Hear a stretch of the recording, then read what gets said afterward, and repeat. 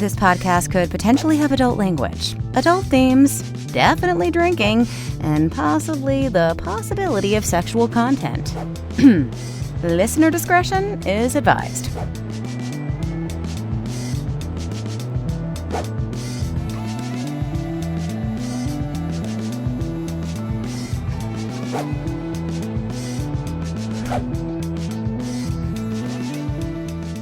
Welcome to Drinking with Authors, the I'm Sitting Outside edition. Just kidding. I'm just warning everybody. So if you hear like nature sounds or guns or trees, welcome to living in the mountains in North Carolina. You know, that's what happens here.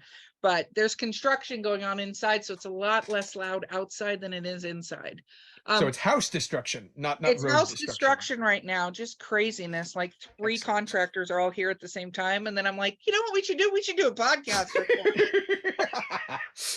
I have a really hard time planning my days. Anyway, my co-host today is the amazing Bo Lake. I've got us off on such a great start. And with us today is the amazing JP Corwyn. Woo! So welcome, JP. I finally get to be with you on recording. There's documents now. There's proof. There is proof. That's if I ever air this episode. We'll see how it goes. Oh, well, yeah, there's that. There's that. So let's talk a little bit about what we're drinking, because man, with this construction, I need to drink. But this is literally my last. I can buy more, so it's not like it's gone forever. But I believe in you.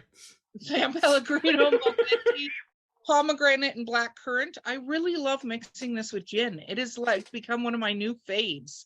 What kind of gin? In a Drinking with Authors cup swag, you'll get JP. But what are you drinking?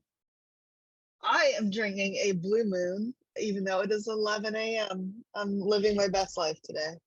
It is 11 a.m. for it. That's okay. I hashtag life goals.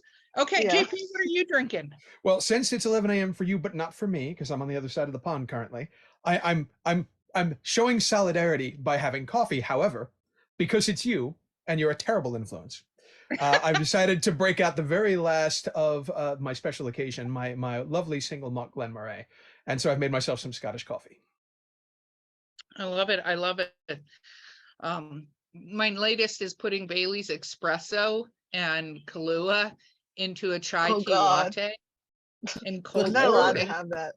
It's like, I'm gonna call it, instead of a dirty chai, it's a naughty chai. Sexy chai. So if you're going to do that, you have to get a mug made with like chains or whips or something on it. Then it will work. Oh, whoa! Write that down. I'm writing it down. I'm helping. Drinking with Authors bondage cups. Yes.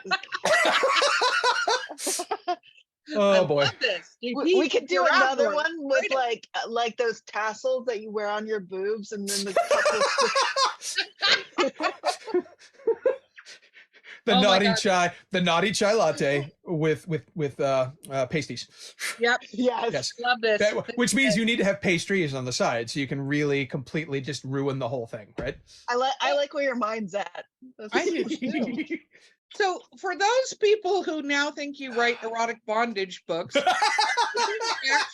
what do you actually write here? I am from purely an author's perspective, I write military fantasy horror. Okay, so but you're not purely an author, so let's dump the whole kit. Is that okay? Let me dump my purse out right on the floor. Yeah. We'll do the whole thing. Okay, cool. Great. I am a singer, songwriter, recording artist, composer, occasional sometime voice actor, and a military fantasy horror author. Very cool. So and I'm legally blind. That's less of an accomplishment, but I feel like it's worth mentioning. Well, yeah, I don't think I want to be when I grow up. No, well, right, exactly. I mean, it's not a goal, but it's a thing that is. Have you always been legally blind? I have. It used to be way less obvious and dramatic. I'm to the point now where, the cane is a sort of mandatory thing while going about socially in places and so on. I used to carry it mainly for identification, because there was a time I used to, walk, talk, run, chew gum, fight for fun. And I don't mean like fist fights, but martial arts stuff. I can't do that anymore. The vision has gotten to the point where that's sort of not an option. So now it's not just about identification and the occasional obstacle. Now it's about, I'd like to not run into things. I guess I'll use the cane. No, that's a good life goal. Yeah, well, I prefer not running into things, although I make a tremendous habit of doing that anyway with vision. So Right, fair. yeah, it's I a don't good feel lonely. Thank you. I commiserated with the coffee. You're commiserating with the bashing of things on furniture. It's fine. Yeah, Great. Thank you. if I just had the number of times I've broken my toes, especially my pinky toes. I broke a toe right this minute from doing that. I'll tell don't you. give it to me. I'm only half blind. I'm just blind in one eye. So. Well, don't give it to me. You can keep the broken toe. Don't give it to me. I don't need it. I'm okay. I broke my leg a couple years ago, so while walking, that's all I have to say about that. Anyway, were you drunk? No, I was not. It was Is that the problem? No, the silly speed tables that they put in the middle of the road. I do. In Florida, they make them so they're sort of like a piece of toast in the middle of the road. So they go down on each side. Did you get hungry? The sidewalk. So it doesn't like meet the sidewalk. And I was walking and I was talking to my boyfriend and still walking forward, but turned around to talk to him.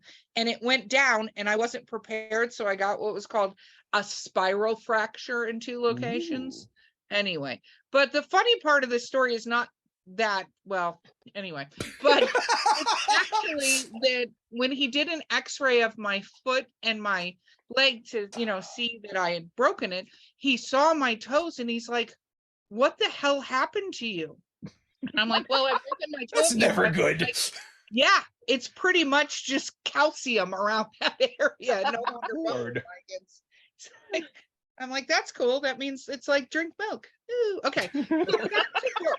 JP, when did you start writing? So let's clarify that question. Overall or professionally? Both. However you want to answer it, it's your podcast. I just asked the questions. Oh, I got it. You're just where you want to go.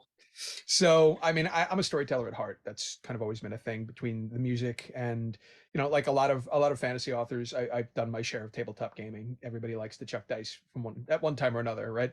Yeah. So, I've done my fair share of storytelling, and I love to tell stories. It's a thing I enjoy doing, whether it's through music, through the lyrics of music, or just the actual instrumentation, or through prose. But my issue was always a matter of sitting down and writing something focused enough all the way through, because I like to jump around and deal with the individual people as appropriate. So I've been writing, quote, telling stories, quote, for most of my life, like since I was a kid to one degree or another. But as far as anything serious, I did a thing that hopefully a lot of other authors or soon to be authors can relate to.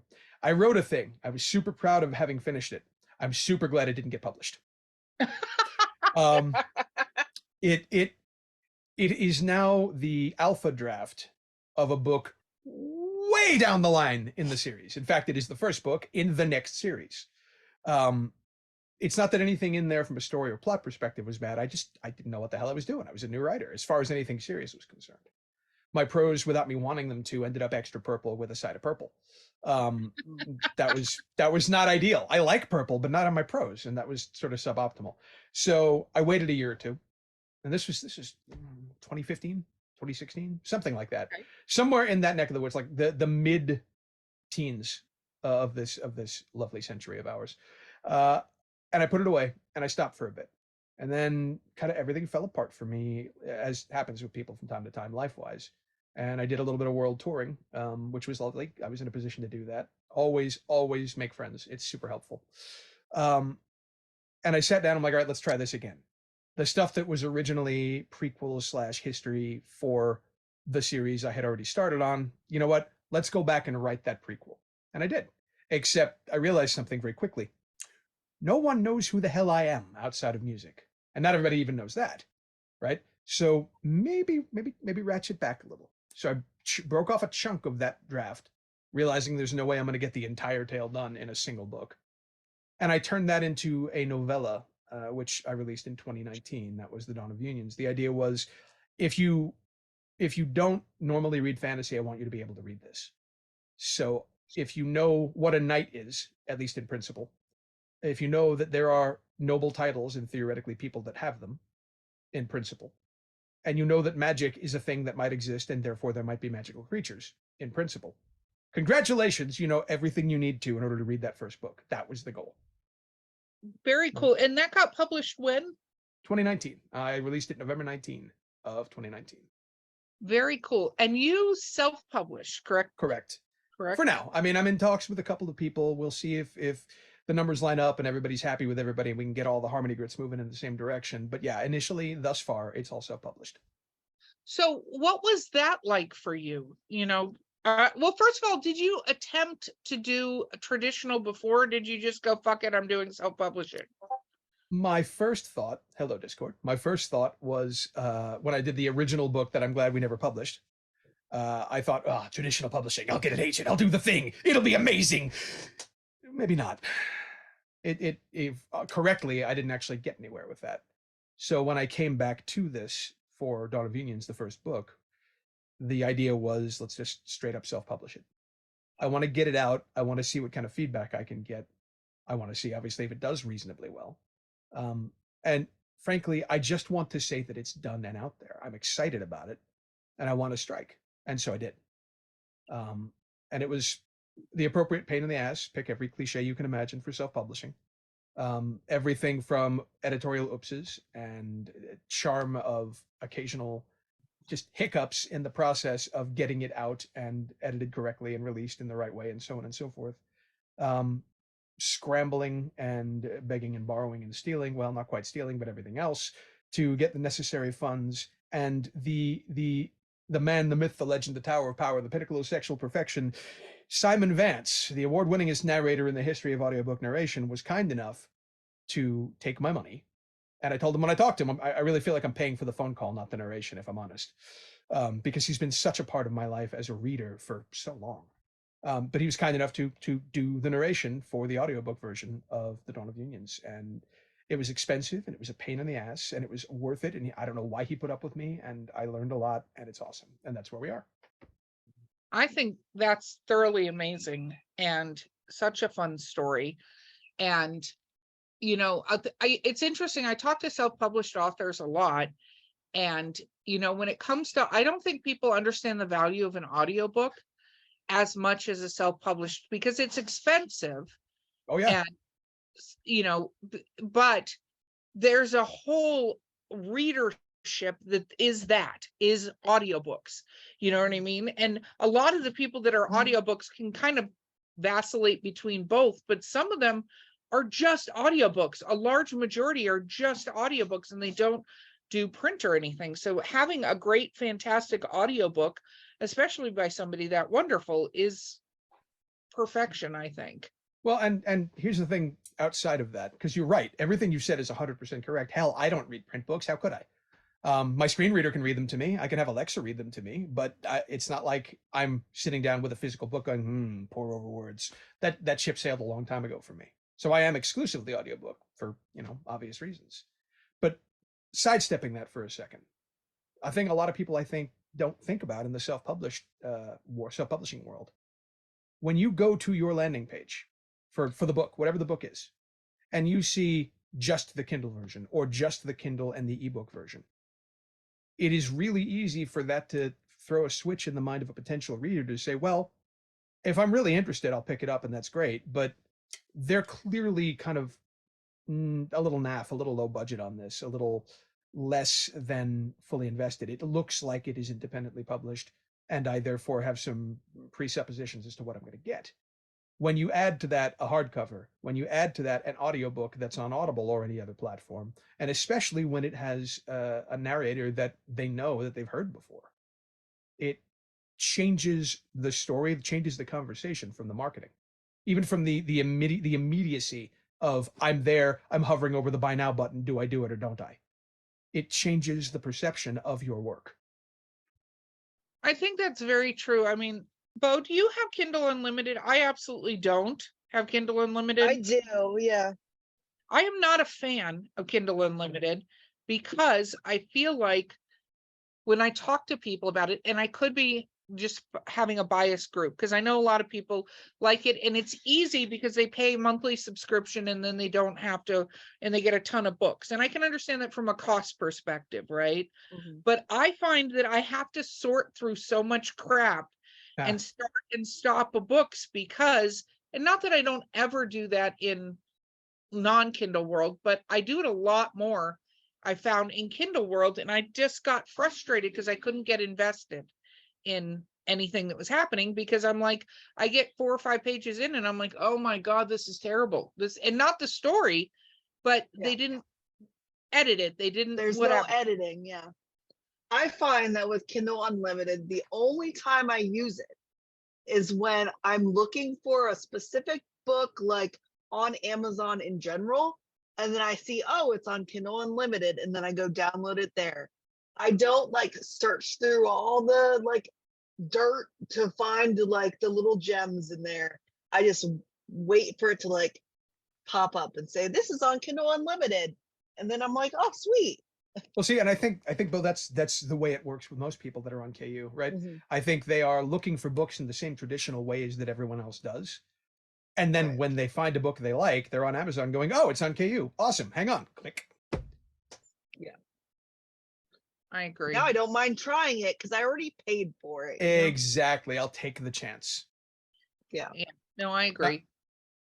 I'm not sold it's the greatest thing ever. I know a lot of indie authors complain that, right. I know a lot of indie authors that complain that you know, they don't feel valued, that they're not getting anything back, and they're being monetized incorrectly.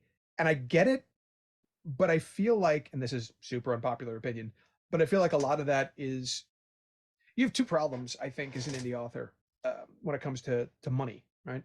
One is, please love me, please love me, please buy my book, please buy my book, please love me, please love me. And the other is, I don't want to give it away for nothing, or I don't want to give it away for pennies, or I don't want to give it away for like $1. It's certainly worth more. And it's the barrier of, I want to show you what I'm worth, and I demand, because I think I've put in the effort for it, X dollars in return.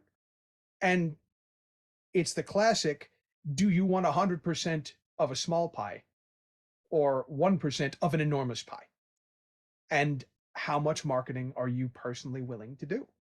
And these are hard questions, and a lot of people don't like to talk about them or think about them. It's interesting you say that, because I've actually seen, so when you have something like Kindle that started off and they were like content, right? And they used to pay, I remember when they were paying like 2 cents a page or something like that. Now it's like 0.01071 or something ridiculous. Right, it's cryptocurrency money right now. Yeah, exactly. But I think one of the things that I found really interesting about it is that people don't realize, when you have something that grows, it grows infrastructure wise. So the company itself has to pay more programmers, more people, more things, more, like, there's all this back end stuff to maintain this beast that has been created, right? When you have 1 million books. So there's that from the Kindle side.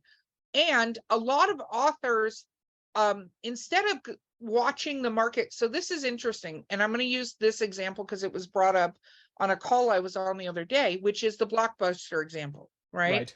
If there's a great documentary on Blockbuster and what happened with Blockbuster, like where it started, what happened with the Netflix thing, and then there's a Netflix documentary that talks about how like Netflix almost went out of business too. So it's very interesting, the timing. And this is true with Kodak too, with digital cameras initially, and people don't realize that, right?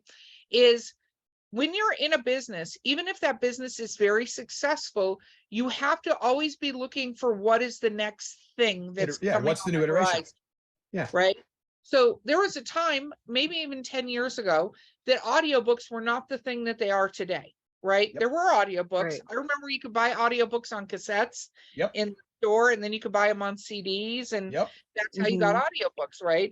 But with the advent of technology, audiobooks became a lot easier to do. And I remember we used to have to download them on your phone, and could your phone take the whole thing? Like, and now I have 50 of them on my phone with room for more, right? Exactly. It's all changed. Exactly. So, and now they have it that once you mark it as played, it kind of pulls it back off your phone, so it's in limbo and all this fancy stuff. But people didn't think, oh, I might need an audiobook on this book. The Kindle Unlimited crowd, I feel like, rode the wave of the Kindle Unlimited. And for some people, it still makes a lot of money and it's not bad. But they didn't go, what happens when that is no longer a thing, right? Yep. Like one thing I think, this is the starting wave of something that I don't think a lot of indie authors have jumped on yet and realized, is with the rules that Barnes and Noble has changed, where the stores can directly pick the books they want from whoever, is understanding what stores need, like discount wise and return availability, because they have parameters, regardless of who you are, that they have to, how they have to be able to order your books, and that you need to go into the stores around you and give them a one sheet and go, hey, you should buy my book, right? I'm a local author. And that's a whole wave that'll be interesting to see if independently published authors start having that realization and what that means for pricing their books, right? There's a problem though. And the problem, and you're right, of course you're right. The problem is, and I don't want to go too far down this particular well because it'll take the entire rest of the hour and then more, right? But the internet over the last, let's call it 30 years specifically, has, and we've all talked about it, we've all made jokes about it, has given rise to the keyboard warrior, the anonymity of typing whatever you want in whatever capacity you want, fairly anonymously, right? And so what you run into is a whole lot of authors that don't feel like they can deal with the anxiety of, oh my God, I have to talk to people, and oh my God, I have to sit on a panel, and oh my God, I have to knock on a door, and oh my God, I have to represent my own dream. And if you're not willing to represent it, how can you expect anyone else to? But we have come to a point over the last 30 years where we've largely exacerbated the fear that is already in the sort of instinctual level, largely, of people that are not innately social creatures. It's not that people aren't, but a lot of people who like to write are not innately social creatures, as much as there's a part of them that wants to be. Otherwise, why put the work out? The reality is there's this fear impulse of, I am not comfortable doing the scary thing of opening my real self physically in person up for ridicule or rebuke. I don't want to do it. And since I don't feel comfortable doing it, I'm not going to take the step of knocking on a door, of walking into a store and saying, here's my one sheet, please buy my book, of signing up to be on a panel at a convention, of the list goes on.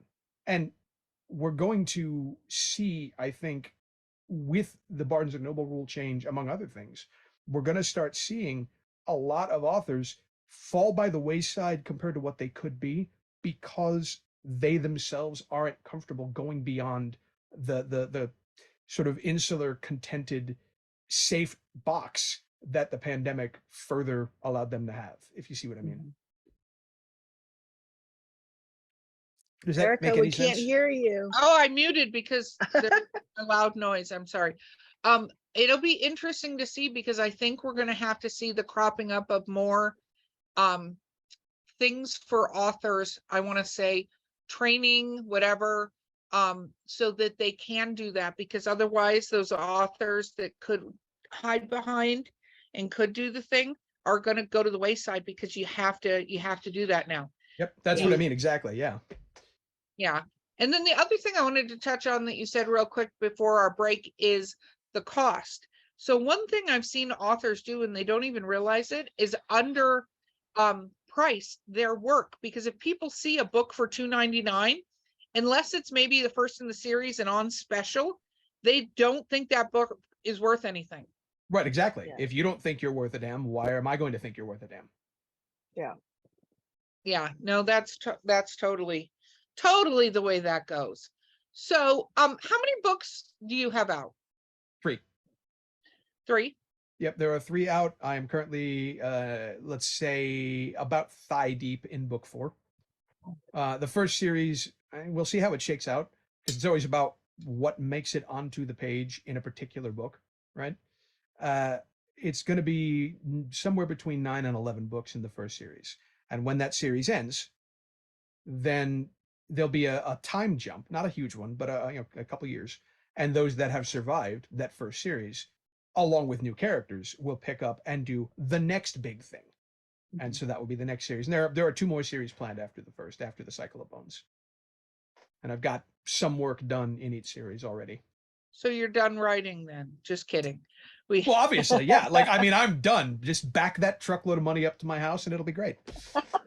We had an author who came on, and I was surprised because they reached out to us and we were like, what's up next for you? And she's like, I don't think I'm going to write anymore. And I was like, what? Why am I interviewing you? Yeah, it was a very, very weird thing. Okay, Bo, I'm going to let you get a question in before we go to break, because I never do that. Hi, Bo. She never lets me speak. I just sit quietly until second half. Why fantasy? What drew you to fantasy specifically? I was a weird kid. Shock. I have always been sort of attracted to that part of history. That is to say, the either medieval or pre-medieval, Dark Age, and even before portion of history, when we were not at the let me just strap on my 6-gun and go age of the world. It's just something I've always been fascinated by. I knew how to ride a horse before I rode a horse. I was immediately attracted to swordplay as soon as I had my chance, and this was from being a little kid, like most boys, I have a sword, I'm going to hit you with my sword, but that never went away from me, right? It was right up there with music. It just never went away. So for me, it was a no-brainer to take that and move into fantasy. But then add to that, I'm going to avoid using the blasphemous phrase that every actual archaeologist hates. I'm a student of history, which is usually the excuse for I didn't do my research, but I found something in history I like that matches my view. So I'm going to avoid that phrase. I love history. I love culture. I love language. I love to watch the migration of language, the way cultures interplay off of one another when they reach border regions. And that was always really important to me as just a person, right? Mm-hmm. So I was able to throw that into not the first book. There are hints of it, but no more, because it's a novella. I wanted it to have no barriers. But watching the way language plays off of other language, watching how language influences economics and politics, watching how the advent of warfare shifts from point to point, all of these things that are very traceable in real life history, if you look, as well as just my love of language as a whole, was sort of a pile waiting for me to pull the pieces out of to throw into the books. So I got to explore a lot of different things, a lot of different themes, a lot of which we deal with in real life, and I think often deal with them poorly. So I got to use a lot of things I love and a lot of things I gravitate toward, and sort of put them in a big giant mixing bowl, dig in with my hands, and start making stuff happen. That was it for me. I couldn't not do it. I've got other stuff I want to do. I've got an entire superhero thing I'm looking to do at some point. I'm currently tinkering with a screenplay for something closer to modern fantasy. I'm back and forth with, I'm not going to mention names in case it doesn't happen. I don't want to dog him out, but there's a fairly well-known, fairly well-connected author I've been back and forth with, and we're back and forth on a screenplay, and I've been dragging my feet a little because I kind of need to get my head around it. There's even sci-fi stuff I'd ultimately like to do, but fantasy is just very comfortable for me. It's something that I, as a playground, really enjoy stepping into and watching the way things that are not real but analogous to real, without being one-for-one comparisons, play off each other. And I'm gonna shut up now. So you like history? I do. A student of history? Is that what? No, we're never using that phrase. No. I have too many friends in the industry that will shoot me in the head. He is a learner of history. I'll take that one. Learner of history. I like it. Okay, so you have a lot of stories. So how much do you write per year? Because this is a lot of books you're talking about. Well, so I would say maybe an average amount for fantasy writers. I don't know. Like I can't speak to that cleanly. I can tell you kind of from a word count perspective. The biggest complaint I got from the first book, we love it. Oh my God, we love it. Why is it so damn short? Well, because it's a novella. It's supposed to be short. But we want more. Okay, great. And so books 2 and 3 are doorstops. And so between 2019 and September of 2022, with the 3 books, I put out 500,000 words. Wow. So 500,000 words in 4 years. And I've got probably another 40,000 words already written for book 4. And I've got a bunch of other stuff written that will ultimately go in later books. So what does your writing goals look like? If like in 5 years, what would you like to see? 5 years. Well, we're at that point, we're barking at the very end of the series, which I'm super excited about because it's sans spoilers. Let me simply say there are things a lot of authors are afraid to do. And there are things that a lot of readers just presume are going to work out because reasons. And I'm not like that. I'm not a fan of goring you out for the sake of goring you out, but nobody has plot armor. If somebody gets away from a terrible situation, it's because there's an actual reason for them to get away from the terrible situation. Something skill related, something else. It's not about convenient Deus Ex Machina. It's not about that sort of thing. So we're getting toward the end of the series in 5 years. By that point, you're already going to have seen some of the writing on the wall and know some of the things that maybe traditionally you'd expect to go well that probably aren't going to go so well. I'm excited about that. By then, I will also hopefully have all of the soundtracks out because I do soundtracks for each book. I, in fact, am just about done with the final touches on the soundtrack for book 2, Drums of Unrest, because there's music, there are lyrics as appropriate songs within the books. Not like it's a musical, but when you're in a society that doesn't have the interwebs, right, you're going to have to entertain yourself somehow. And so music is a big part of that, storytelling and singing. So there are songs that are folk that are related to, the part of the world we're in, the characters that we're in, the histories, and so on. And every now and again, a snippet or two will make it into a scene. And of course, everyone who already knows me for music went, well, of course, that's a song. When the hell do I get to hear it?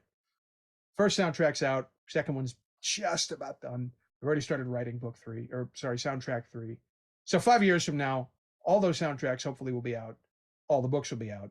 I would love to be in a situation where we're starting to talk to studios about optioning it for not necessarily a movie. I don't really want movies.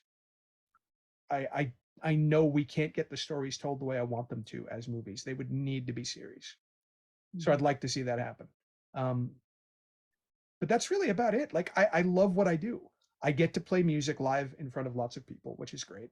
I get to record whenever I want, which is great because I've got all that tech here on the computer. And I get to write. Like life is pretty good, all things concerned. Very cool.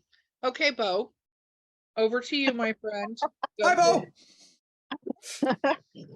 So you say you've written songs for the book. What do you listen to while you're writing?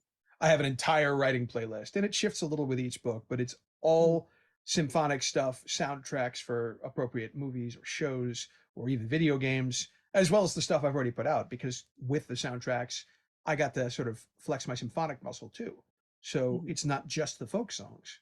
There are songs that are specific to a scene or to a character that are, the movement according to this character. So there's a lot of symphonic music in there as well, and sort of modern cinematic symphonic music too.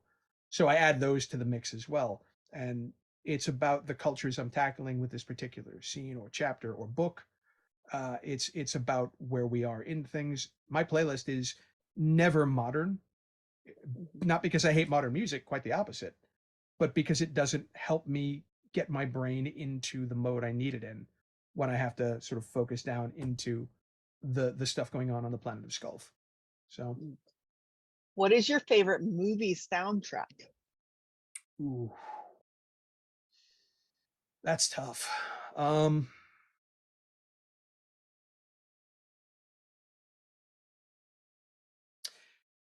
So as much as, if we're talking symphonic, as much as I love Howard Shore, and I do, I would actually weirdly have to say probably the soundtrack for an older movie, Somewhere in Time.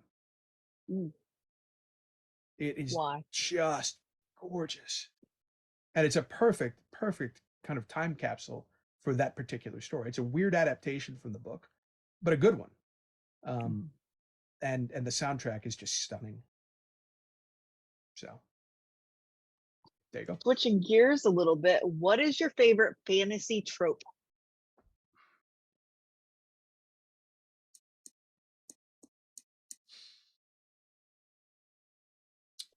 It's weird to find. I haven't found it often, but I'd say probably my favorite fantasy trope is sort of the detective within a fantasy realm. Not necessarily Sherlock Holmesing, but and not necessarily the wizard either, just I have lots of weird archaic knowledge and I have to help put the pieces together. And I'm not necessarily going to get them right, but I'm going to give the reader a lot more, and the sort of audience surrogate character in the story a lot more understanding than they otherwise would have. That's probably my favorite trope. What's your least favorite? Oof.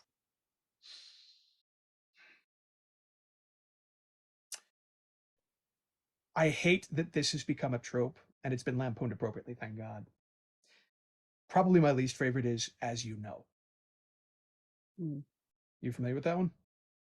I think so. Can you explain it for the audience? Yeah. As I say, for the folks watching at home, "as you know" is so. Erica, as you know, podcasts are this sort of show, and here is how you create them, and they've been around for X time. Well, of course you know. You're a podcaster, for God's sake. Yeah, I feel like that's like a mansplaining trope. I wish it only were, but I see it on the show. Fantasy mansplaining. I'm having a book mansplained. Like, it drives me crazy. There are lots of things that do. Everybody feels this way on one topic or other, obviously, right? But it drives me crazy when you frame some sort of exposition that the audience probably does need in a completely idiotic, unreasonable, there is no reason this conversation would happen between these people kind of way. Find a more creative, clever, useful way to get the exposition across. You do not need to sit here with the great high general of doom and say, "as you know, great high general of doom, 17,000 years ago, when everything was exactly the same as it is today, there was a great war with this other evil enemy. And we think this other evil enemy is part of the thing now, as you know, of course, because you just fought him with your forces." No. Okay, I'm done now. Close book. It's very ham-fisted. It's interesting because I don't think that it's just a fantasy trope. I see that, like, that actually drives me crazy in TV or movies. Like, there are ways to lay history down or facts down that people need to know without doing it like that, without somehow awkwardly explaining what's happening, right? And it's so funny because I never thought of that really as a trope, but I've seen it, and I think it's like cheap writing. Like, it is. It really is. Yeah. No, that's great. Okay. Well, I had to get my 2 cents in. You continue. What does your typical writing day look like? Oof. So all my days start the same no matter what, which is, up, do the usual maintenance stuff everybody does, right? Then I go and take my supplements and I do PT, and then I sit down and check email. But all that crap is done when I get to be starting the day properly, all the other stuff out of the way. It is either reread the last thing I wrote, because I've found long since, even if you hate what you wrote today, save it, read it again tomorrow. It's usually not as bad as you thought. Sometimes it's worse. But I want to edit what I last did first to make sure that I didn't screw something up entirely. Plus, it gets me back in the mood. After that, I'm sitting down with coffee, and I've got whatever my playlist is for the particular stuff I'm writing. And I am neck deep until I am done with whatever it is I feel like I need to be writing today, whether that is a scene, which is usually a subchapter for me, or it is multiple chapters. I've had days where I've only written 150 words and called it a day. And then I've had days where I've written 13,000 words and called it a day, because goddamn it, I've written 13,000 words and I need some fucking sleep. So it varies, but when I'm going, I'm full steam ahead. I only pause for, obviously, biological reasons. Sometimes you got to pee, but I only pause outside of that because I need to check my own notes for research, or I need to go and confirm how X is said in Czech or in Polish or in German or whatever, or I need to double check the actual real life history of crossbows to figure out when the first one of the style I'm using was built and used documentably. Not because anyone will check, but it matters to me. I know the time periods I'm trying to do and trying to not replicate, but let's say emulate or pay homage to. But I want to know when this type of armor or weapon or this word in the modern English language was first used, because it bothers me when I find a word that is not appropriate for the era. It on some level takes me out of the world. So my day when I'm in full writing mode is all the way in, white knuckled, riding the ride. I can't wait to see what happens next, and pausing to research, to refill coffee, or to hit the head. And that's sort of my day. Phones off. Do you try to write every day? When I'm going, yes. Unless I'm at a point where I have to stop. I have a weird form of writer's block. I don't have traditional writer's block. I don't work that way. Because why would I be normal, right? Blind guy, used to sword fight and teach other people how to do it for fun, plays music, has toured in different places around the world, has put stuff out, writes soundtracks for his books. Why would I do anything normal? My writer's block is not, oh God, what happens next? You guys, I'm sure at some point in your lives have seen reality shows. X number of people living at X place, and you're watching them through the cameras as they do their day-to-day thing, and they film the exciting parts and show them to you. Nobody wants to see Sally stand up or Vanessa stand up and brush her teeth. That's not something they film. It's certainly not something they show the audience in the final cut. But I know my characters. I get in their head and sort of, I don't want to, be metaphysical about it, but sort of channel them. It's acting. I am acting as that character. So I don't have to stop and go, what would Yobam do? What would Kaith do? I instead am sort of mentally channeling. I am, as if on stage, acting as, improving as Yobam or Kaith or whomever in the situation. And so even I get surprised sometimes because I expect X, Y, and Z to happen. I know every major plot beat that's going to happen. I do. I just need to understand the nuances of how this character, whose head I'm in for this chapter or subchapter, is going to play out. That's really me figuring out at what point in Kaith's day am I turning on the cameras that are following him around. It's not about what happens next. It's about at what point in Kaith's day do those cameras go on and start streaming live. So my blocks, my writer's block, are really about trying to find the right moment for that camera to go on. They're not about what happens. They're about when do I join his day already in progress. So when that happens, I pause and I step back. And sometimes it takes me a day or so because no matter what I'm doing, all of the things I go, how about here, feel off. It sounds like you outline extensively because you have everything already. No? Because it sounds like you have everything planned out. So I disagree with the use of the term from certain folks that are fairly famous, but I'm more of a gardener than anything else. I know all of the major plot beats, the major ones. I know how the story goes. But there's a character who dies in book 2 that I had no idea was going to die. I until the scene happened, and then it happened. And I'm like, oh shit, he's dead. Shit, right? Like that was it for me. What I know is I know the world and have extensive notes on the world in an absurd detail. I know the characters and their histories. So for me, it's putting on the coat and standing on stage and improving the character. And I know the major plot beats. So it's how do I get this character, who I'm now pretending to be as I write, into this section? What transitions them from here, the last plot beat I knew about, to here, the next plot beat I know about? What happens in between? And that's where the discovery is for me. So I'm a bit of a gardener. I outline or I plot or I plan for the important parts. I know what they are. I understand them. But because I know the world as well as I do, I get to sort of play a little archaeology, a little anthropology as I go, because I know the world well, I know the history of it, and I know the characters and their histories. So I get to watch them interact and watch them solve the problem. So it gets to be a lot more fun than just, okay, let me write the next scene. Yep, got it. This happens. I have touchstone scenes like that, but not the entire plot. All right. So it's like you created the sandbox and you tossed everybody in it. And you're just like, let's play around. Exactly, because I understand everyone and everything in the sandbox. I just have to watch them bounce off each other. So now I have a question, because I've been watching The Last of Us, which by the time I love The Last of Us.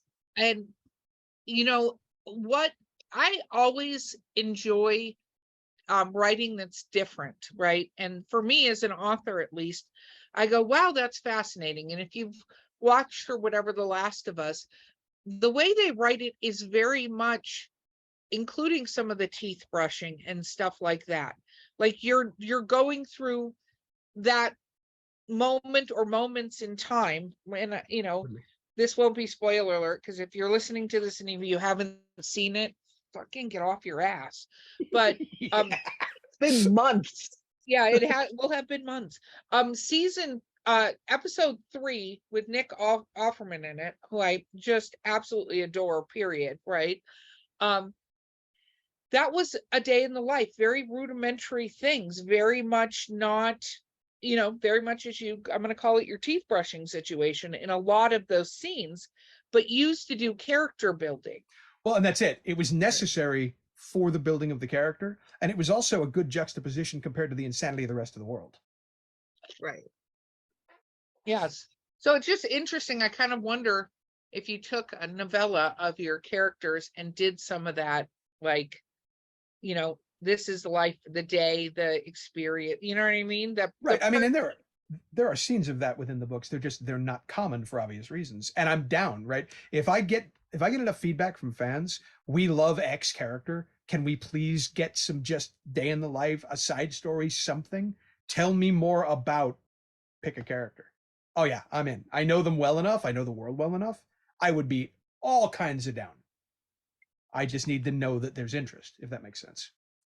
No, totally. Right. I mean, hey, fans listening out there, if there's interest, you're going to get some social media stuff in a little bit here. You'll be able to reach out to them and let them know. I could write in this world and these worlds forever and never get bored. There's not going to be a situation where I'm like, I don't want to write that story, that character. No, I don't. Nah, the world is boring. I'm done with it. It's time to move on. That's not going to be a thing for me. The story, sure. But no, I can write other characters in other parts of the world forever. R.A. Salvatore, one of the other hosts on the show, J.M. Paquette, met R.A. Salvatore. She's got some very funny stories about his book. And one of his books is the reason that she looks at the back of a book to see if the main characters are still alive. Because one of his stories, one of the main characters dies and it broke her forever. She's a happy endings kind of person. Gotcha. But she met him, and he was one of the people that seemed to really remember, and I'm not saying everything, but knew his books and his very, very well. So when talking to him about different parts of the book, he could very much speak to it always, and not just the action scenes. He seemed to very much be able to reference back to books and stuff like that. Do you feel like you're that kind of author? Oh, all day. Okay, because I'm not that kind of author. I'm like, they bring up me neither. Little stuff. I'm like, I am blessed enough to, I don't have, this immense giant following of Doom, but I'm not 5 people that have read my books. Thanks very much. I'm moving along as an indie author. I'm not Jenna Moresi. I'm not that cool, but I'm working on it.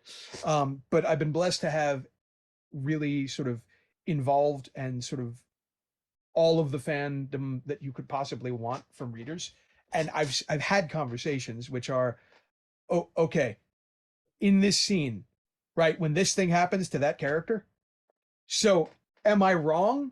Because I think that means this, and doesn't that with this other thing? What? Hold on. Awesome.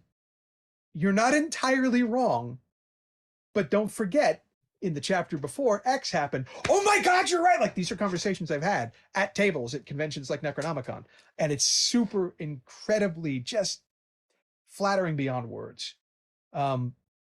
One of the problems, for good or ill, some people will think of it as a problem. I'm kind of flattered by it. The people that really resonate with my writing, outside of just The Dawn of Unions, which by definition was sort of self-contained, short and sweet, they feel, and they've said this in a very complimentary way, I can't dip into your book. I don't want to. I feel like I have to come to the book with a knife and a fork or a spoon. I have to focus on it because every and anything could matter. And I love that. The language, I love the culture, I love, but the detail, the attention to who is doing what and why and how and when. If I just breeze past something, I'll completely miss it. And it drives me crazy to miss things. So I love that I have to put that effort in, but it means I can't just dip into the book. I have to make the concerted effort. I'm going to sit and read now. For good or ill, that's what I'm getting. And for me, I love that. It just means it's going to require a little more work to sort of find the right reader. Well, yes and no, because I think that's actually true high fantasy readership. It's much like sci-fi. Like, I don't think you have casual sci-fi readers. Does that make sense? Like, I read paranormal romance sometimes because it doesn't take a lot of thought process on most of the paranormal romance stories that I read, right? Like, Sure. it's big hulking person and flawed person and whatever, like that's it. There's sort of tropes that go along with it, but you go and go, this is easy reading, or some humorous books and stuff like that. It's really easy peasy reading, and you don't have to worry about what's like, oh my god, I gotta say it into the story. You can do other things where there's stuff that very much you have to pay attention to what's going on. Sure, but the counter to that, or I guess the sort of other path to that, is it really comes down to sci-fi fandom or fantasy fandom, right? If you are reading a Star Trek book or a Star Wars book, they're very different from one another, obviously. They're very different in how much effort they put into explaining and describing, but still, in either case, it doesn't require you to dive into every single instance of every, quotation mark in the book. You can read those things more casually because of the sort of subgenre of sci-fi they take part in. You're not going to read a Bob Asprin book that way when you're looking at fantasy, right? You shouldn't read Marlon James that way when you're looking at fantasy. And oh my God, if you have not read Marlon James, you have to. Oh my God, knocked over by the Dark Star trilogy so far. I cannot wait for the third book. But it's down to the sort of the subgenre, the type of whatever the larger genre is. And there are plenty of examples of fantasy, like look at Piers Anthony. You can read all of the older Piers Anthony stuff, the Xanth stuff.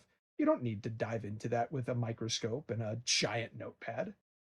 You don't need to That's have a true, knife but and I a don't fork. know that I consider Piers Anthony, who I love and was what introduced me to fantasy, Veil of the Vole. I've mentioned that on this show before.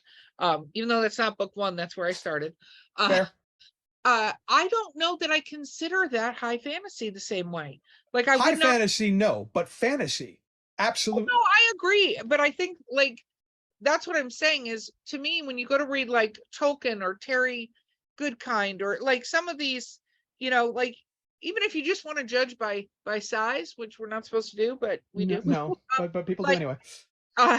the thickness of those books, right? Like, almost tells you whether you're committed or not to the thing. Because, like, I will not mention names. size doesn't matter, joke, and Bo is losing her crap. Her I will face not is mention so names, perfect. but there are fantasy authors that I have read, and I have gotten 60 hours into the first two audiobooks of the trilogy, and just no, I'm done. Because Oh, they over detailed the wrong things. And it it stopped it didn't really resonate with me from jump, but I'd heard good things. And it's a well-known author again who I will not mention names because I don't want to make enemies. Um, if it should come back out, I don't want to have to deal with that later on. But I it's a well-known author, a quote rising star in fantasy from last decade, and I read this and dove into the first two books, and I hoped it would get better. And instead of getting better, it just dragged on and on and on. And then the last of it in there, because I fought for years, had taught people to fight for years in large melees, 1,000+ people, real life per side, no choreography. I I I know some of what it is to be in a real fight with an actual sword or with a facsimile thereof. And I've watched the way some of the fights in these books were described and went, no, no, that person is dead, and no, that weapon is dropped, and no, why are we doing this? Because it's no longer about any kind of rule of cool. It is that you are in love with your character winning. I'm done. Right? Size sometimes matters in the wrong way. You've got these giant books, 30 hours plus of audiobook per novel, and most of it is sort of self-masturbation. Well, just masturbation at that point. It's just not worth it to me. And sometimes size will take you in that direction, and you can tell looking at the first couple of chapters of any given book if this is, I am in love with my own work, and you will be too, so help me. read my massive books. Or if there's actual passion behind it, there's a huge difference between sort of narcissism and passion. And I think epic fantasy is probably not the only genre like this, but often I see this in epic fantasy where there is only thought to, I want my character to seem awesome and cool because in my head he is, never mind that he may or may not be an author self-insert. And you lose the connection between reader and author, and that's dangerous. And I mean, I've made mistakes that way too. I've tried really hard not to, but nobody's perfect. But just sometimes size shows you the effort, yes, the commitment that is theoretically expected of you as a reader, certainly the commitment of the author to put pen to paper, but that doesn't always equate to quality, and it doesn't always equate to resonance. And if you're not getting resonance out of your work with the people reading it, then either you're pushing to the wrong audience, or it really isn't that good, and maybe you should go back and find a developmental editor to look at what you've done, because you've missed that connection point. And I'm gonna get off my soapbox before I get a nosebleed. I was gonna say, woo, way to deflate my size does matter theory. But I'm a jerk. I'm gonna let Bo ask the final question because I've completely wrecked her with that entire line, and I love it. So, Bo, final question, my friend. No fear, I can't see you blush. It's fine. It went from size matters, and then she added thickness to it. And, and I was like, okay, Erica. All right. This is a bad example. We've covered this many times. Mm-hmm. You're the one who gets me in trouble. All right. Final question. What is the hardest part of being a writer?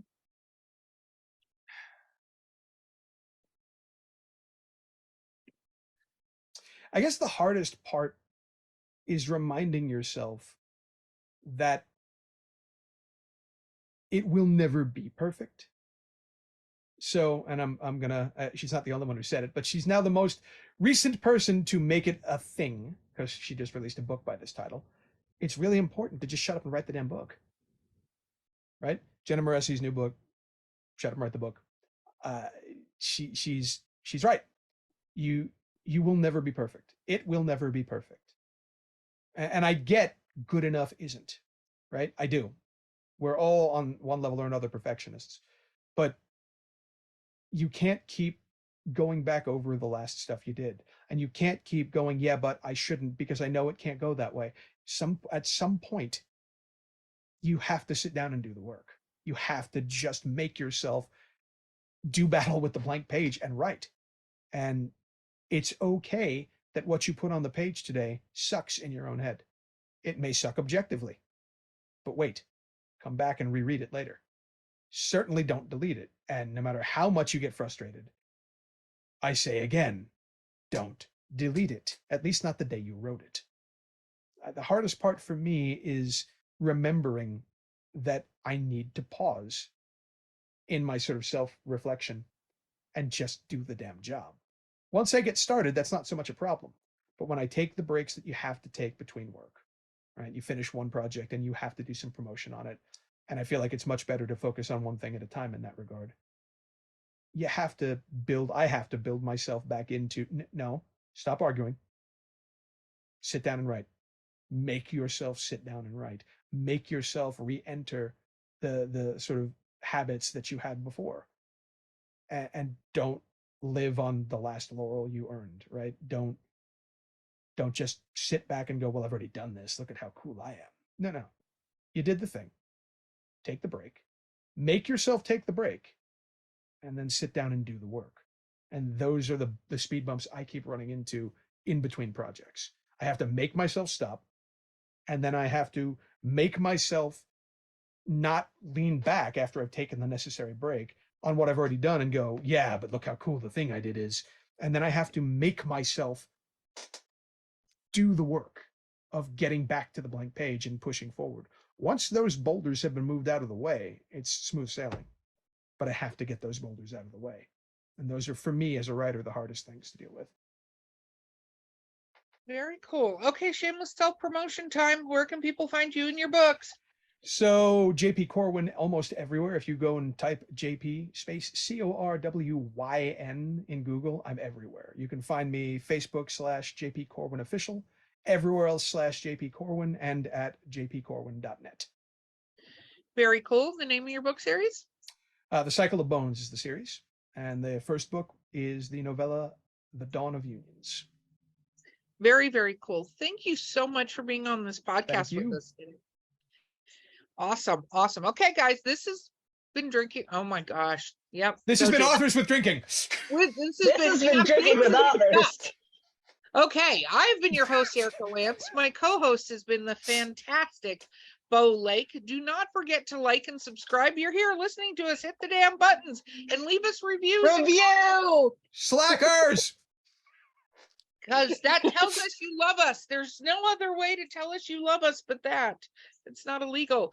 Our guest is Corwyn, and we'll see you guys next time. But I won't see you.